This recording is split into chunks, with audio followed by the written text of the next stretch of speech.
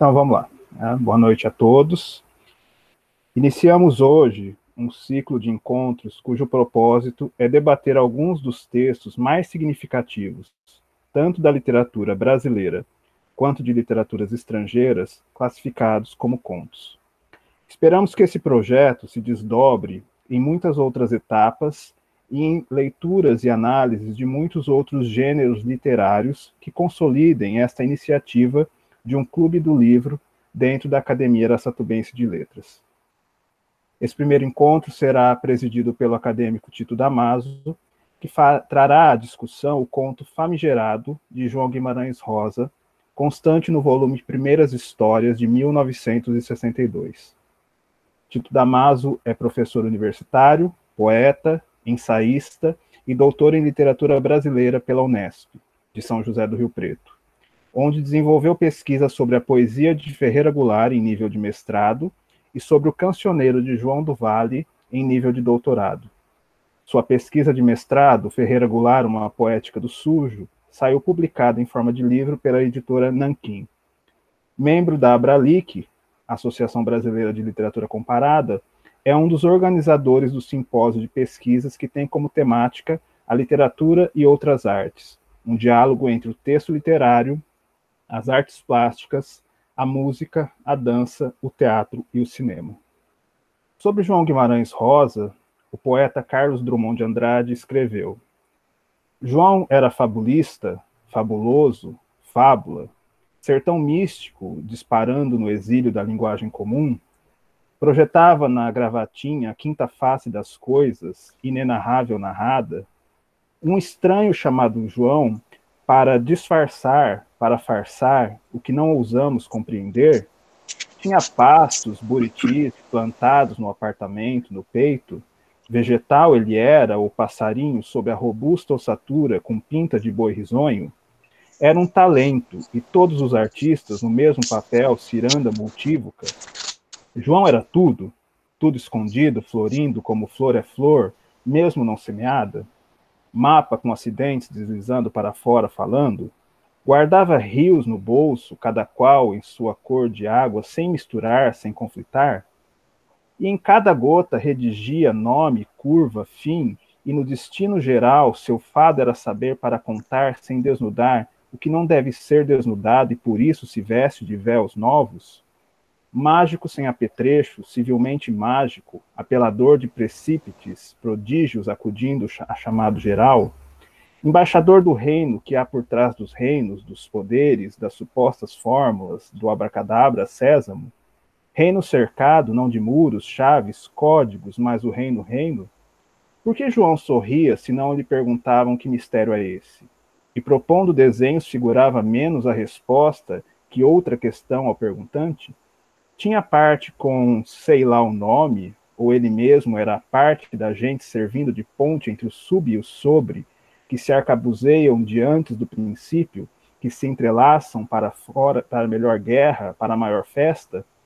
Ficamos sem saber o que era João e se João existiu de se pegar. Passo a palavra, então, ao professor Tito, que vai fazer a análise do conto Famigerado.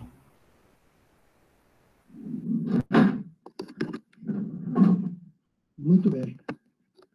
Então, oficialmente, boa noite a todos os amigos, colegas, parentes que se dispuseram a estar conosco hoje nessa iniciativa que eu espero bastante promissora e que possa dar um rumo mais importante, fundamental, a esse tipo de trabalho que a academia está empreendendo agora e que teve a iniciativa do Carlos Brevo.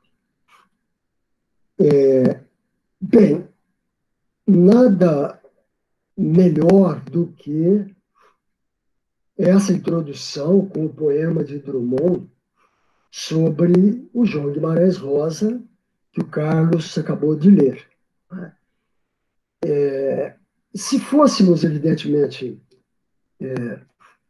entrar ainda mais a fundo nessa questão do escritor, né, do esteticista da literatura João Guimarães, seguramente nós precisaríamos de um programa desse, né, só para fazer uma introdução desse gigante da ficção brasileira, da ficção poética brasileira, né?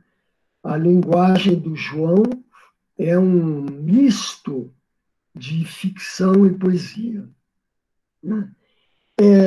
Portanto, nessa minha introdução, eu me contentaria em apenas dizer o seguinte: talvez numa tentativa de síntese do que seja esta poética no sentido amplo da palavra de João Guimarães Rosa, eu diria que João Guimarães Rosa surge com o Sagarana em 1946, criando um pacto de tal forma que a literatura brasileira, desde então,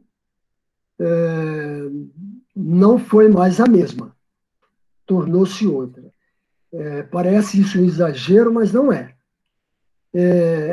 E o que é fundamental, o João se vincula à chamada literatura regionalista da literatura brasileira, que tem uma história muito forte, desde o romantismo até o modernismo, com o chamado neorrealismo da literatura brasileira, cujo expoente, nós tivemos vários, mas eu quero tomar aqui como expoente maior,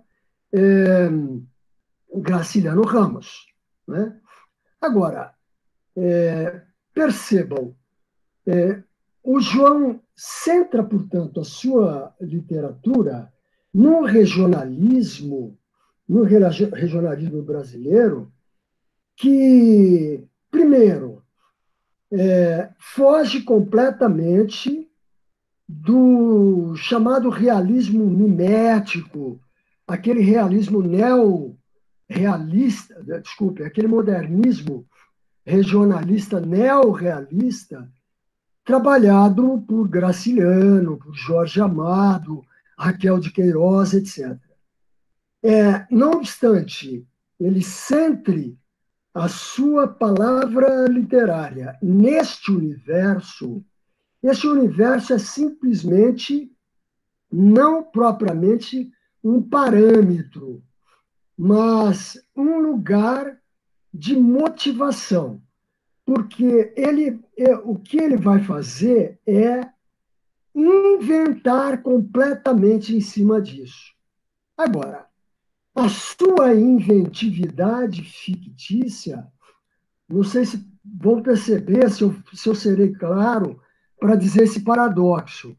A sua ficção regionalista, ela é completamente inventiva, mas traz consigo uma relação com uma realidade regionalista que nos deixam, nós leitores, inteiramente à vontade para perceber que este universo ambíguo, indefinido, esse espaço ambíguo, indefinido, que sempre é o universo literário do João, a obra do João nunca precisa definir o espaço e o tempo.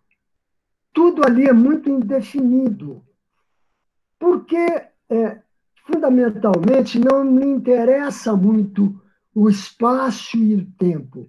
Interessa-lhe o homem, interessa-lhe o personagem que ele retrata numa perspectiva universal, embora centrado no regionalismo. Não é? Então, assim, nós sentimos que esse universo regionalista do João é um Gerais antigo, um Gerais quase primitivo, lá nos rincões, não é? de Minas, de Goiás, mas que nada é mimetizado, nada é definido como definiram os seus antecessores. Este é um ponto. O outro é que, por razão disso, ou em função disso, o que importa ao João Guimarães não é tanto a história, a sua ficção, não é? Mas é, sim, a forma, a linguagem como ele vai trabalhar estes universos.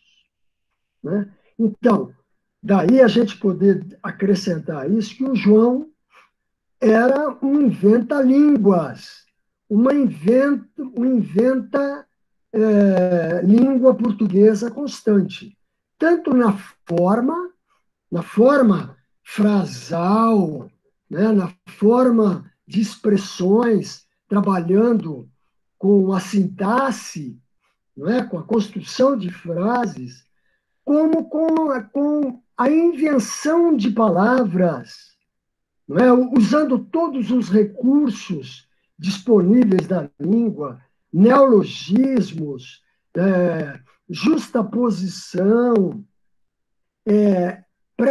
prefixação, sufixação, analogismos, etc., etc. Ele recorre a tudo isso e mais, e recorre ainda a um universo de uma linguagem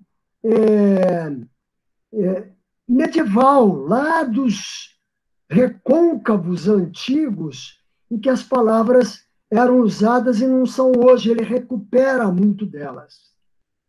Então, o que sobressai, o que nos espanta, o que nos causa profundo estranhamento é isso, é a linguagem nesse conjunto de língua e forma com a qual o João trabalha e pesquisa cada vez mais.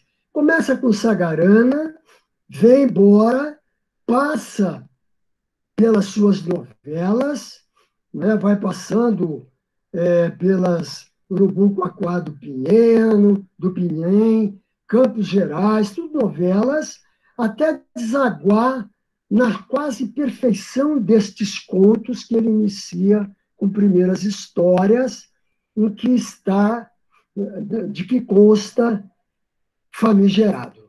Né? Ele chega a estes contos mínimos num trabalho de quase aperfeiçoamento absoluto desse seu estilo, quase as últimas consequências. Depois ele vai trabalhar Tutameia, que ele vai chamar de terceiras histórias, e ele vai ficar basicamente nesse universo. Nesse nível, quer dizer, eu esqueci de dizer que depois das novelas ele deságua na obra fundamental e prima, que, na verdade, é uma concentração de todo o universo de personagens, de espaços com os quais ele trabalhou até agora, que é Grande Sertão Veredas. A obra máxima, prima do João, né? E ali no Grande Sertão Veredas estão os contos de Sagarana, estão as novelas, os personagens, ele às vezes reduplica, estão todos ali, os jagunços, né? Os grandes fazendeiros, quer dizer, tudo deságua ali. Portanto, por um lado, a gente tem, neste momento, dois grandes artífices da palavra literária neste momento da década de 40. Né? O João aqui no regionalismo e a Clarice lá na literatura urbana, que é um outro espanto de linguagem, né? Que também centra em forma e língua a sua linguagem, que isso fica para outros que falarão, certamente o Carlos, que é um especialista em Clarice. Então, eu acho que, preliminarmente, era esta a introdução que eu queria fazer com vocês.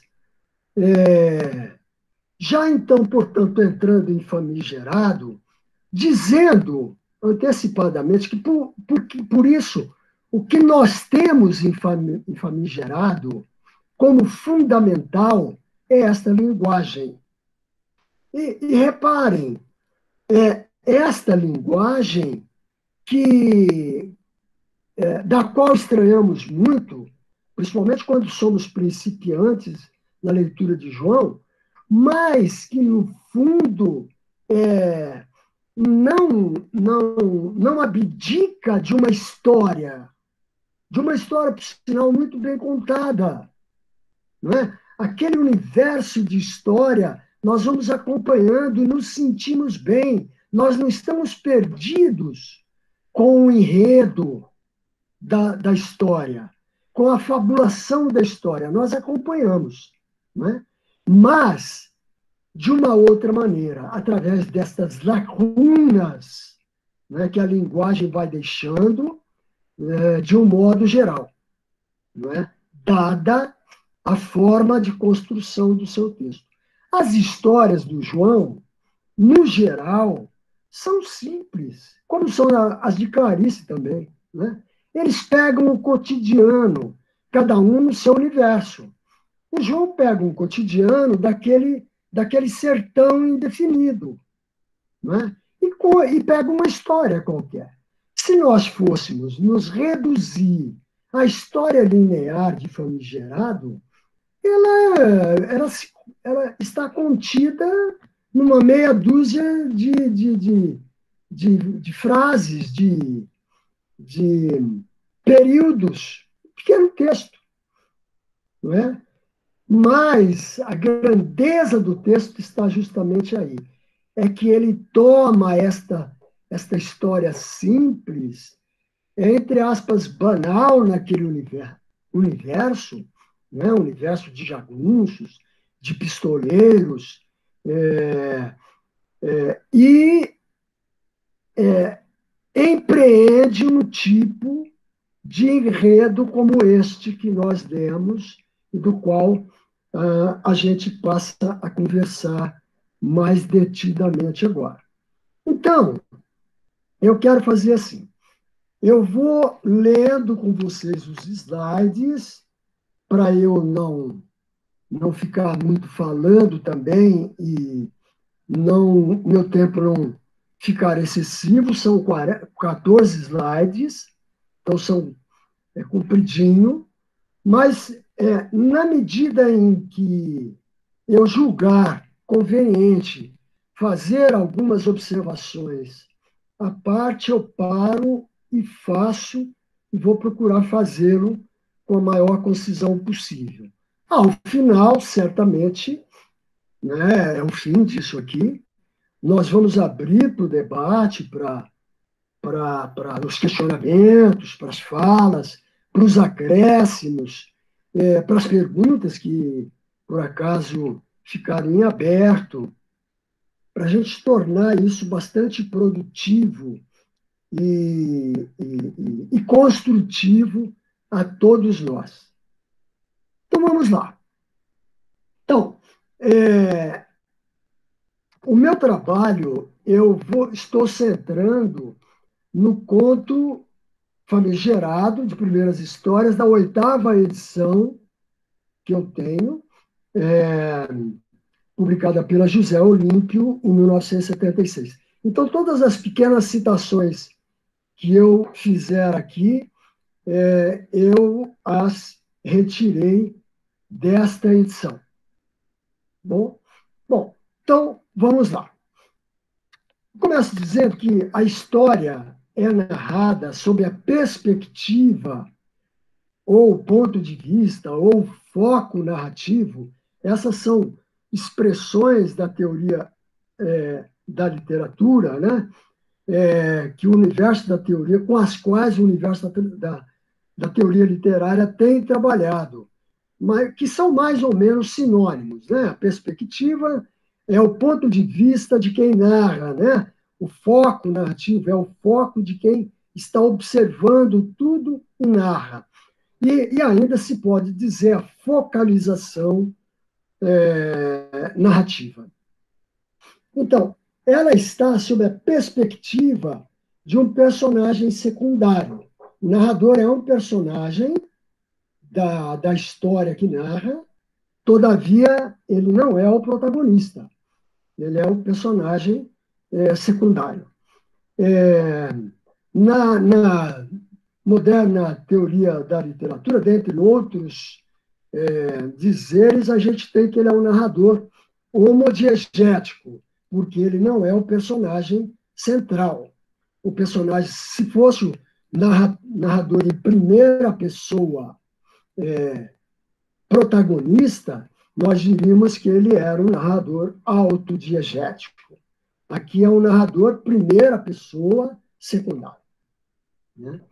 E ele diz-nos, e só, que ele nem diz. Ele diz que foi visitado no seu arraial pelo seu visitante, né? Um arraial. Ponto. Então, eu digo que o conto tem como tema seu aspecto metalinguístico, né? Ou seja, a decodificação da palavra famigerado. Portanto, o conflito, eu vou aqui pondo em itálico todos os elementos que dizem que compõem, tradicionalmente, compõem a ficção, né? Enredo, conflito,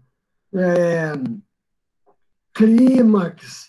Eu vou mostrando para vocês que estes elementos, embora o João faça um trabalho dessa natureza, esses elementos estão, no fundo, preservados, que são tidos como os tradicionais na teoria literária, mas que estão preservados.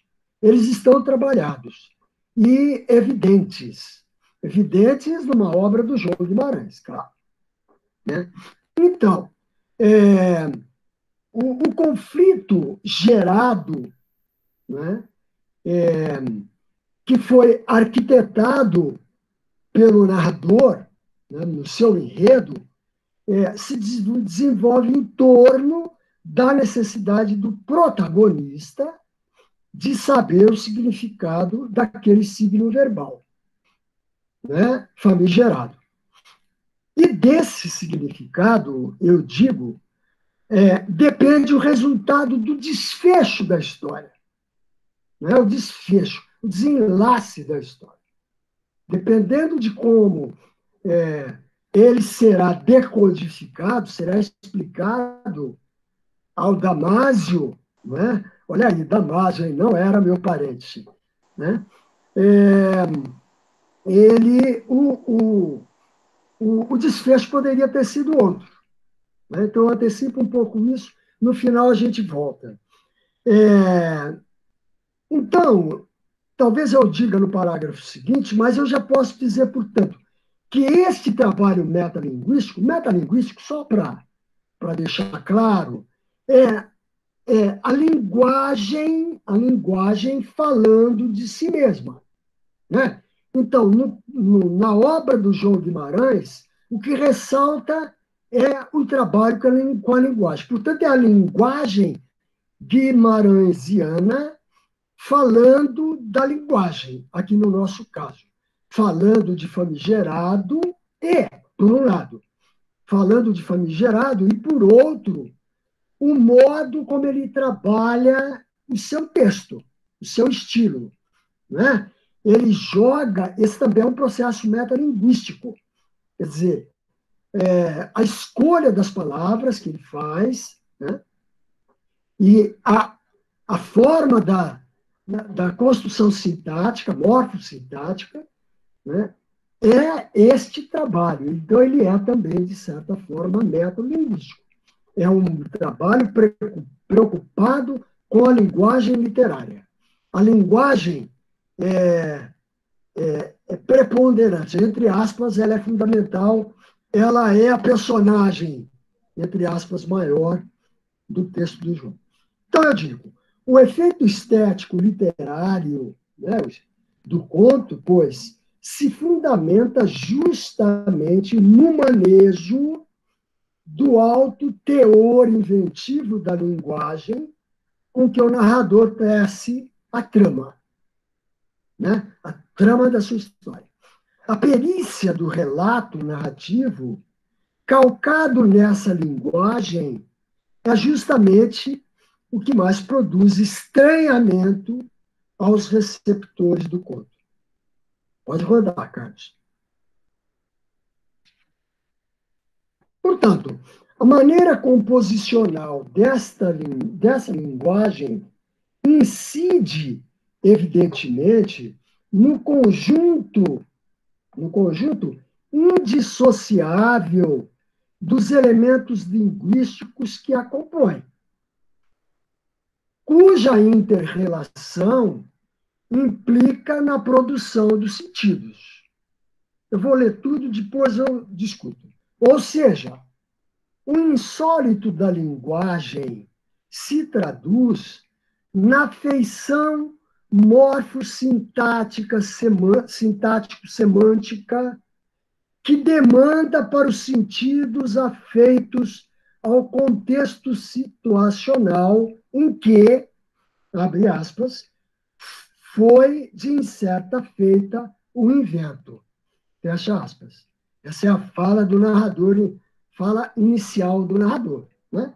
Então, eu quis dizer a vocês aqui que, dizendo de outro modo, eu quis dizer que, na verdade, este trabalho literário, artístico, consiste nisso, está aí. Né? E este trabalho com a linguagem que ele vai fazendo é fundamental para trazer a significação, para levar o receptor, o leitor, a uma compreensão possível da obra naquele contexto, do modo como ele está querendo que seja. E que depois a gente vai dizer mais tarde, e que eu posso adiantar aqui, é que ele joga num duplo sentido, no mínimo, num duplo sentido. Então, estes sentidos, eles vão sendo articulados justamente porque a linguagem é trabalhada deste modo. Eu disse lá atrás e repito agora. Eu só vou citar para lembrá-los, refrescar a memória de vocês que leram, algumas frases da construção, para a gente relembrar como este texto vai sendo construído. Né? Então, vejam lá. Aspas, ele diz assim, o narrador, o cavaleiro, esse o homem, com cara de nenhum amigo. Fechou aspas. Aspas. Medo, medo nimiava. Fechou aspas. Ponto, página 8. Aspas. Carregava a celha, sobrancelha, né? Causava outra inquietude. Sua farrusca, vão vendo o léxico. Celha, farrusca, a catadura de canibal. Fechou aspas. Um alarve, um jeito muito esperto, muito escorregadio, mas os ínvios olhos, nunca olhava de frente, olhando de banda. Ele era para muito. Fechou aspas. Aspas. Seria de ver-se. Estava em armas e de armas alimpadas. Veja o léxico. Alimpadas. Né? Armas alimpadas, alimpadas tem um sentido semântico, outro que não é exatamente de estar limpa. Né? Muito mais. Fechou. Página 9. Abri. Com arranco calou-se, como arrependido de ter começado assim, de evidente. contra que aí estava com o fígado em más margens, pensava, fechou página 10. Quero só chamar a atenção aqui para ir ao próximo slide de vocês já do seguinte: reparem que todo o léxico, né, todas as palavras que nós estamos vendo aqui, que lemos no conto, na medida em que o narrador descreve o seu personagem, todas estas palavras são condizentes com o sentido negativo de periculosidade que ele, no fundo, atribuirá ao personagem, ao protagonista. Podem ver, todas as palavras assim. Carregava a selha, sua farrusca é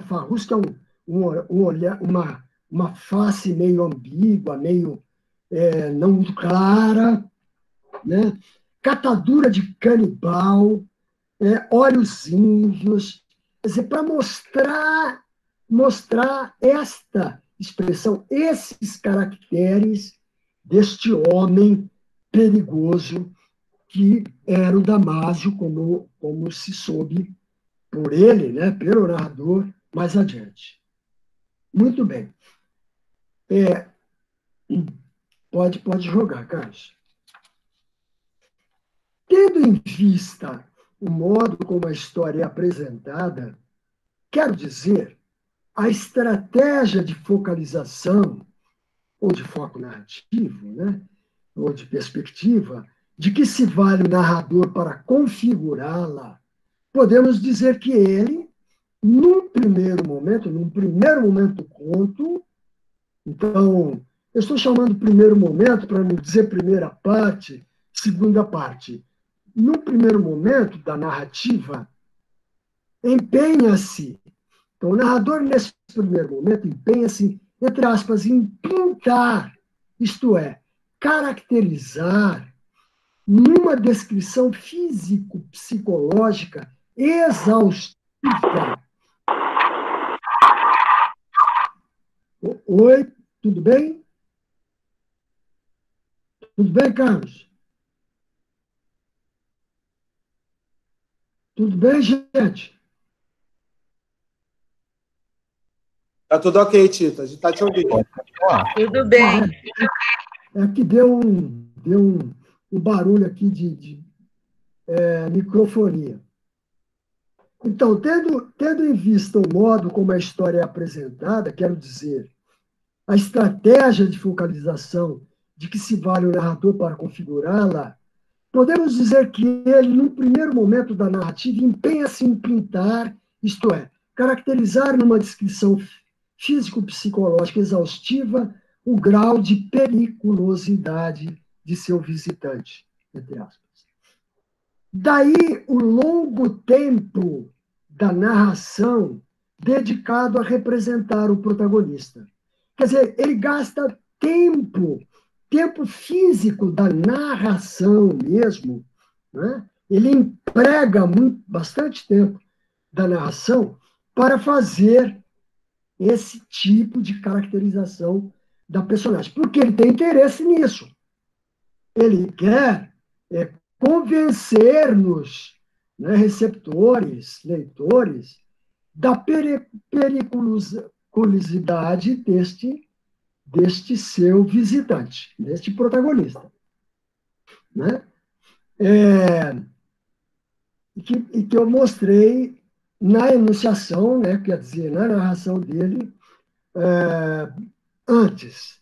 É um progressivo encadeamento de imagens que ele vai suscitando através daquela linguagem, por aquele tipo de linguagem em frases, expressões, palavras, sinais, gráficos, cujos significados têm estreitas semelhanças de sentido, pois se interrelacionam por traços comuns de significação no mesmo campo semântico. Então, esse campo semântico foi o que eu disse atrás a vocês.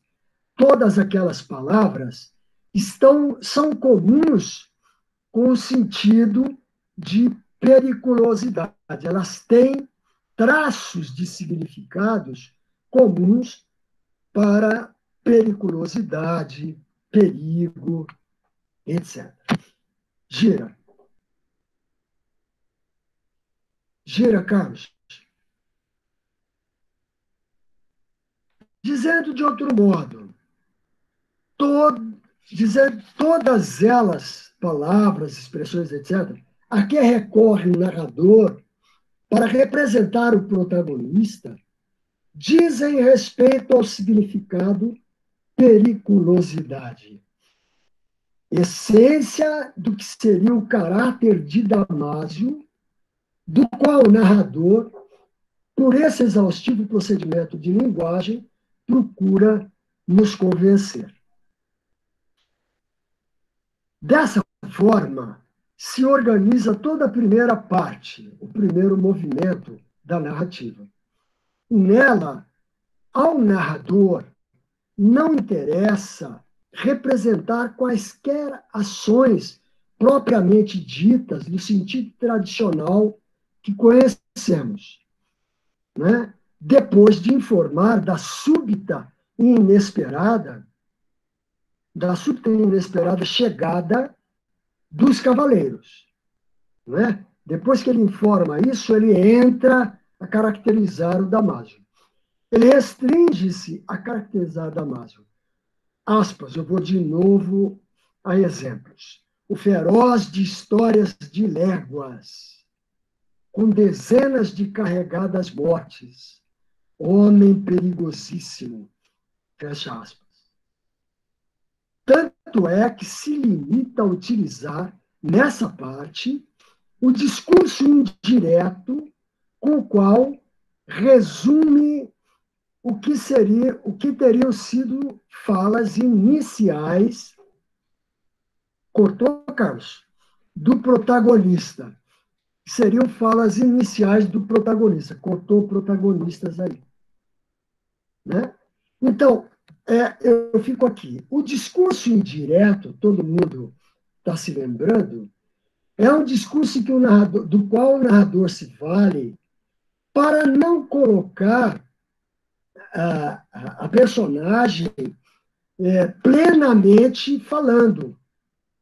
Não interessa a ele colocar a fala da personagem na sua plenitude. O que interessa a ele é mostrar aquilo que lhe convém. Por isso ele faz um resumo da fala da personagem, né? Então, eu estou dizendo aqui que nesse primeiro momento, nessa primeira parte, predomina o discurso indireto, porque ele simplesmente vai dizer que o Damásio disse. Eu estou sem som. Sem som meu? Tá picotando muito.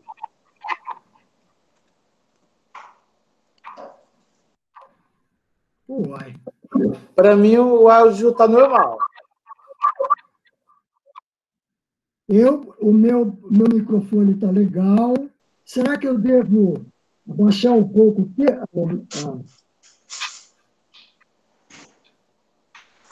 Aqui estou ouvindo bem também. Tá normal aqui, Tito. Então, provavelmente, alguém está... Cara, você, eu estou aqui, está aplicando. Para mim está normal também. Alguém está... Isso está ótimo. A sugestão nesses casos é a pessoa sair e entrar novamente na sala, às vezes melhora. Pronto, posso continuar? Meu, tá travando. Oi? Tá travando. Essa propaganda não viu, né? Continua travando? Para mim está normal. Se fechar a câmera, melhora? Para mim está certinho, está falando, está ótimo. Isso que eu ia falar, Vanilda. Cara, está tudo normal também. Carlos, você que está mediando aí a palestra, eu acho que era bom sugerir que todo mundo fechar a câmera, deixar só o título da câmera, e quem tiver com dificuldade no som, entrar e sair novamente. Isso, as câmeras todas estão ligadas, isso atrapalha a transmissão.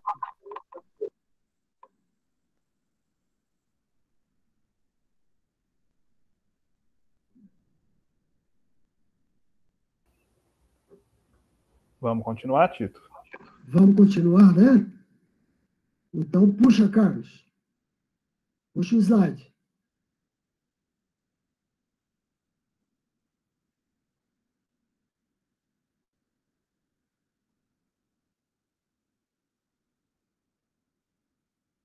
Então, eu estava dizendo que a primeira parte, o primeiro movimento da narrativa,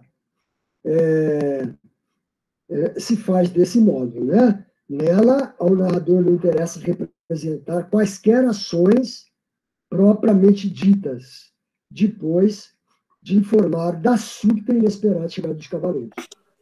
Isso é caracterizado da margem. Né? Então, tanto é que se limita a utilizar, nessa parte, o discurso indireto, conforme eu já justifiquei. Pode seguir, Carlos.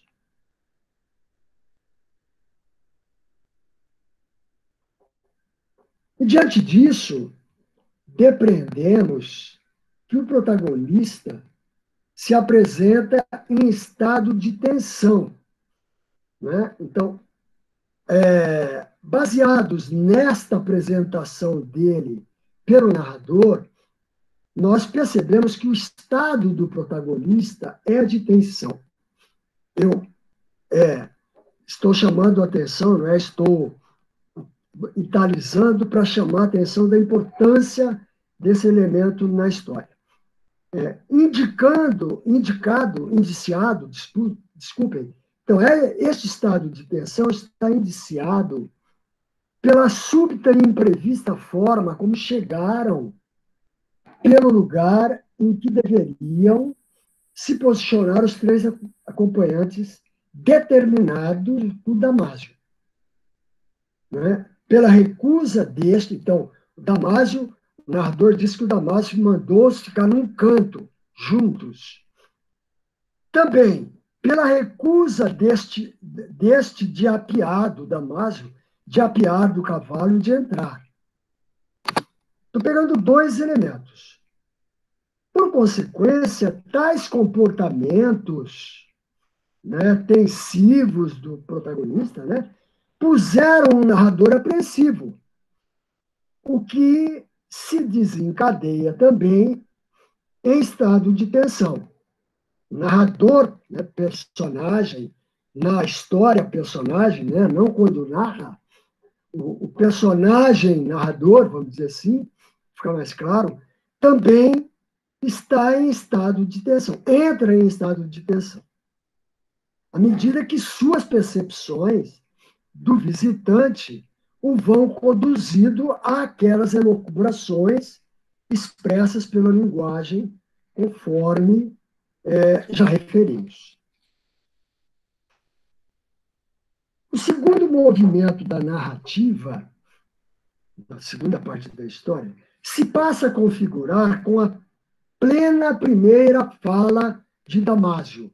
Então, a partir daí, não interessa mais ele se sente, ele, narrador, certamente se sente seguro e convencido de que nos convenceu, né,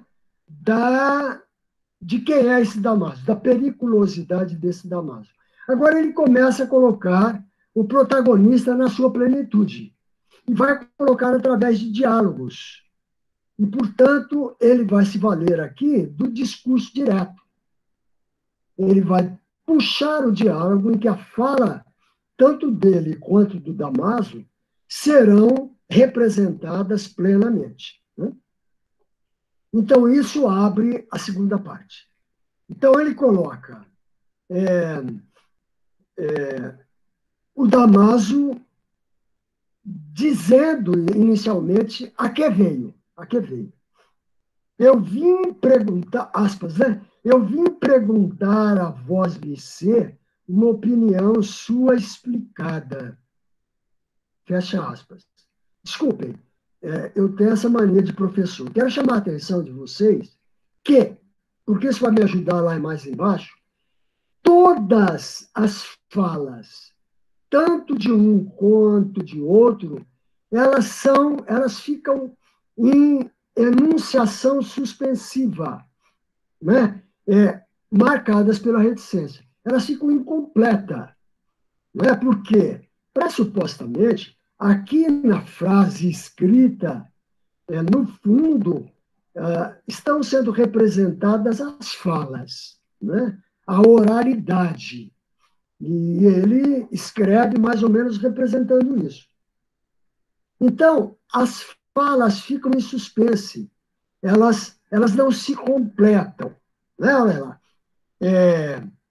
Então, essa primeira fala dela, eu vim perguntar a vós, VC, uma opinião sua explicada. Tanto a dele quanto a do narrador serão assim agora.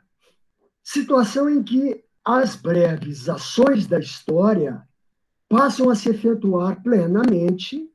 Agora, eu estou chamando ações porque eles começam a agir, conversando, falando. Situações em que as ações se desenvolvem, né, as quais se resumem basicamente nos diálogos entre ambos, em discurso direto, que daí em diante passam a ser predominante do percurso narrativo, quando então se tem um protagonista em plena atuação.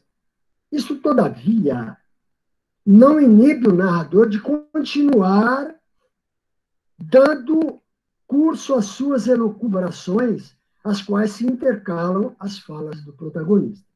Ele continua com as suas elucubrações a respeito do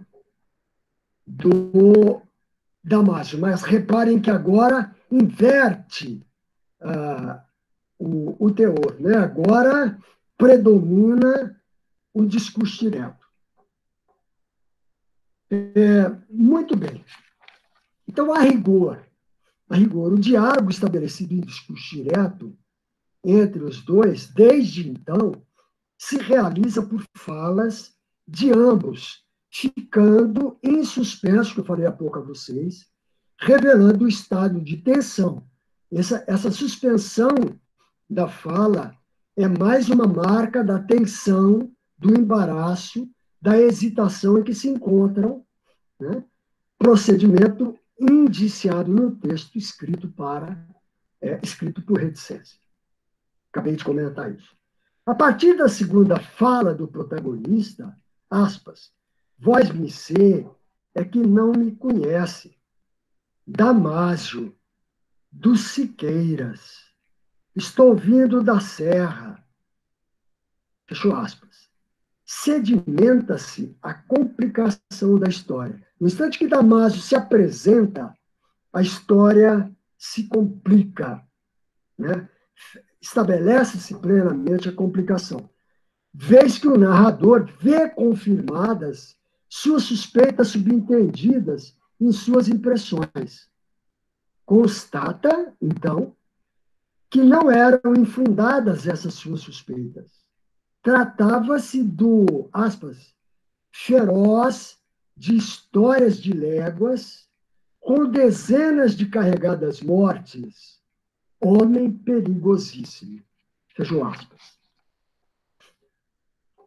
Na fala seguinte, a terceira do protagonista, ele afirma que, aspas, na serra, por ultimamente, se compareceu um moço do governo, cito por aspas aí, rapaz meio estrondoso, saiba que estou com ele à revelia. Fechou aspas. Do que se depreende, então, um pivô da avaliação, da aflição, desculpem, daquele homem. Ao tomarmos conhecimento de sua fala, subsequente à quarta, em que expõe o objeto de sua demanda, ou seja, o significado da palavra famigerado. Certamente, aquele moço do governo a que ele se refere, né, foi quem lhe atribuiu a desconhecida palavra. Aspas, lá em Serra, e por estes meios de caminho, ninguém ciente, nem tem o legítimo o livro que apreende as palavras. Fecho aspas. Nesse ponto, tem-se o clímax da história.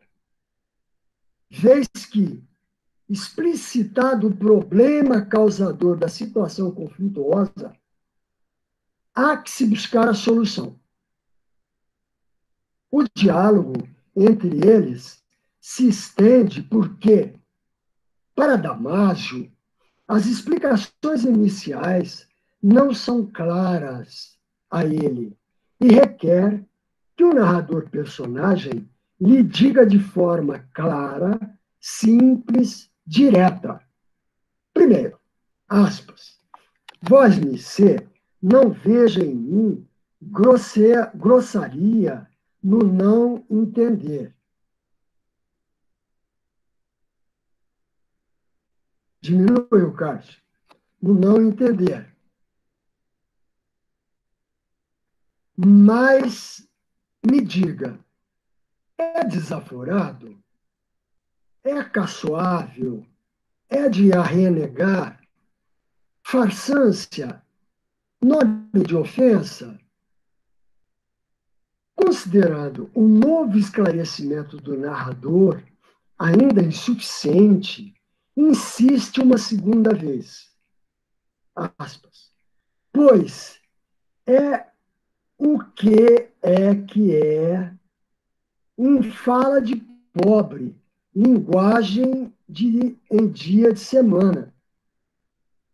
E, por fim, o narrador o satisfaz plenamente. Aspas. Famigerado?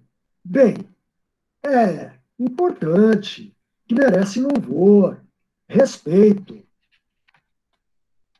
Pode girar, Carlos. Com isso, se passa a ter o desfecho da história. Conflito solucionado.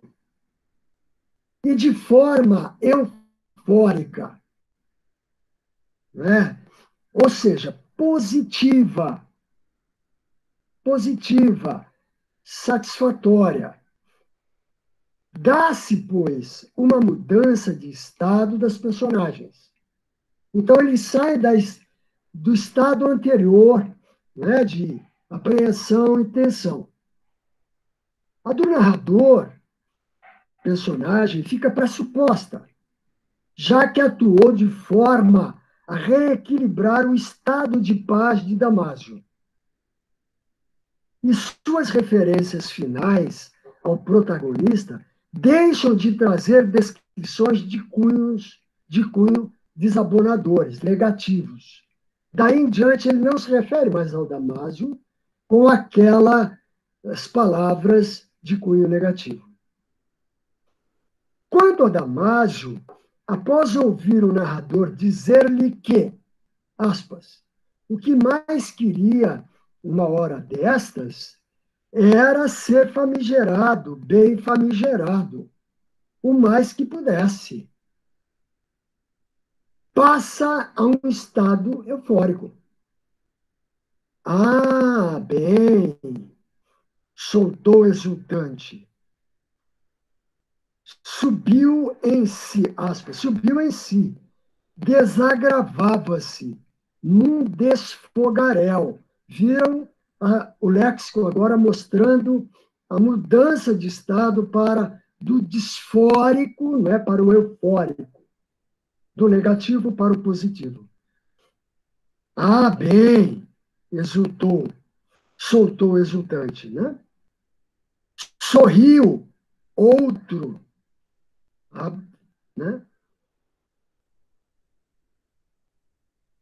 Consultou os compadres testemunhas, seus 3 acompanhantes, quanto a terem ouvido bem os esclarecimentos dados pelo narrador e dispensou-os. Assim, posto em distensão, aproximou da janela, quis um copo d'água, fez algumas considerações ainda sobre o moço do governo. Mas, aspas, mas mais sorriu, apagara-se-lhe a inquietação, não vendo que o estado é outro. Aspas, agradeceu, quis me apertar a mão. Outra vez aceitaria de entrar em minha casa. Aspas. Muito bem. Então, esse é um pouco o quadro da análise geral da história. Então, caminhando para o final, eu diria que cabe ainda ressaltar que a história, essa história central, contada por esse narrador, personagem, contém em si, subentendidas, ao menos, duas outras que contribuem decisivamente para a sua construção. Uma que diz respeito à personagem principal, ao protagonista, cuja vida, em pressuposto, é bastante conhecida e afamada por aquelas plagas, como a de um homem valentão, presumivelmente um pistoleiro ou jagunço. Jagunço, pistoleiro, jagunço é a palavra do narrador. Fato que se depreende de sua relação de mando. Então, como é que se depreende disso? Esse valentão, esse jagunço. Primeiro, da sua relação de mando com os três companheiros. Perceptível nas passagens em que a narrativa faz referência a isso. No início, a chegada, lê-se, aspas, os outros três tristes mal me haviam olhado, o narrador dizendo, sopitados, fechados em si, né? Constrangidos, coagidos, sim, coagidos pelo Damásio, né? Por isso que o cavaleiro solerte tinha o ar de regê-los. Em falas de Damásio, estou demonstrando agora nas falas de Damásio. Quando, no final, Damásio, satisfeito, libera os três cavaleiros. Né? Então, ele diz assim, vocês podem ir, compadres. Vocês escutaram bem, aspas, vocês escutaram bem a boa descrição. Fecha aspas. Aspas do narrador. E eles, prestes, se partiram. Fecha aspas. E no trecho já citado aqui, em que o narrador sobressalta-se quando ouve o protagonista apresentar-se como Damásio. Né? Aspas. Quem dele não ouvira um feroz de histórias de léguas, com dezenas de carregadas mortes, homem perigosíssimo. Pode rolar, Carlos. Bom, então, um ponto, um dado da história sobre um famigerado. O famigerado que é o protagonista. Né? A outra, também pressuposto, a fama do narrador personagem. Como que se percebe? Por um lado, se não como médico ou farmacêutico, o que seria dificílimo, naqueles rincões das Gerais, como um prático em conhecimentos medicinais e fármacos, ao qual os habitantes daquela região costumavam recorrer para consultas e receituários. Por outro, que também era culto, homem de leitura e conhecedor conhecedor da língua, capaz, portanto, de também resolver dúvidas relativas a esta área. Isso se evidencia principalmente em dois momentos do percurso narrativo da história, né, da narração. Num dos discursos indiretos a que recorre o narrador. A que recorre, o narrador diz, aspas, perguntei, respondeu-me que não estava doente, nem vindo à receita ou consulta. Fecha aspas. Depois, num dos discursos diretos, Damásio afirma: saiba vós mercê que saí doje da serra, que vim sem parar essas 6 léguas, expresso direto, para mor lhe perguntar a pergunta pelo claro. Então, vejam, Damásio viajou 6 léguas, não é que dá 40, as léguas aí paulistas, pelo menos, são quase 40 quilômetros, né? 6.600 metros tem uma légua, para saber do narrador, personagem, o que significava famigerado. Assim, é que a narrativa, conquanto a narrativa traga em primeiro plano, como famigerado, o protagonista Damásio, e aqui eu pusesse, né, erradamente, em plano secundário e concomitante, subjaz a fama do narrador-personagem conforme demonstrado. Logo, poder-se afirmar que, em verdade, nessa ordem em evidência, temos no conto uma história que se suporta em 2 outras histórias de famigerados. Por último, e não menos fundamental, como dissemos no início da análise, concluímos reafirmando que o grande efeito estético do conto reside nos aspectos e nuances metalinguísticos da linguagem, conforme comentamos lá atrás. Na narração da história, a reiterativa, quer dizer, repetitiva caracterização e intensa, né? Caracterização do famigerado homem perigosíssimo, por meio daquele estilo literário insolitamente impactante que acima demonstramos. Né? Vou rodar, Carlos.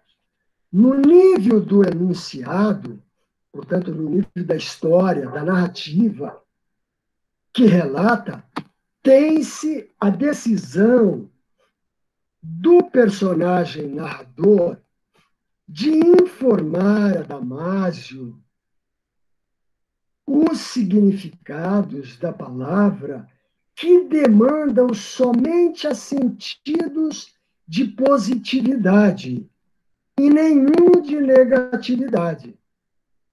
Fato que assegura estados de bem-estar geral, evitando a grande probabilidade em consequência de eventos de tragicidade.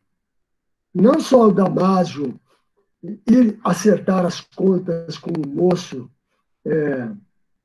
do Estado, né? Como também o narrador, num dado momento do conto, diz, quando ele ouve quem é Damásio, dito pelo Damásio, ele fica com medo que talvez ele tenha comentado alguma coisa de famigerado a outrem e tenha chegado aos ouvidos do Damásio e ele tinha ido lá tirar satisfações. Depois vocês voltem lá no começo do conto, que tem essa preocupação dele. Então, nesses 2 aspectos, podia dar um fim trágico. Afinal, trata-se de um homem de alta periculosidade. Né? No nível da enunciação, ou seja, da narração do evento, o que se depreende da história que aos leitores representa, à vista de seus procedimentos linguísticos de representação, que eu insisti muito nisso, é que o narrador tem Damásio, o narrador, passa a nós, receptores, né, na sua enunciação, na sua narrativa, na narração, ele tem na conta de um famigerado, cuja fama advém de ser o feroz de histórias de léguas, com dezenas de carregadas mortes. Homem perigosíssimo, entre aspas, não é? Porque eu tirei de novo lá. Ou seja, famigerado em seu significado de sentidos negativistas. O narrador tem nesta conta, embora na história ele não opte por dizer isso, por razões óbvias, e que a gente acabou de comentar aqui, ao Damásio. Porque esse também é um sentido de famigerado. Como a gente demonstra, né, eu estou citando agora a demonstração disso. Né? Este, por certo, é o uso corrente nas paragens daqueles gerais. É o que se pode confirmar com o novo Aurélio, século XXI, terceira edição, Nova Fronteira, 1999, o dicionário, né? Ao finalizar suas informações sobre o verbete famigerado, citando como exemplo o Cabeleira de Franklin Távora, escritor romântico da literatura brasileira, né? Em que o narrador se refere ao protagonista, ao Cabeleira, afirmando que, aspas, entre os malfeitores se achava o famigerado bandido. O dicionário encerra o esclarecimento dizendo que, aspas, a palavra não se aplica só a malfeitores. E fui eu que grifei agora, eu que italizei, embora no uso comum se observe tendência para isso. Eu paro de falar, era um pouco isso, falei muito. Preliminarmente, obrigado pela atenção de vocês. Devolvo ao Carlos e estou aberto para o papo.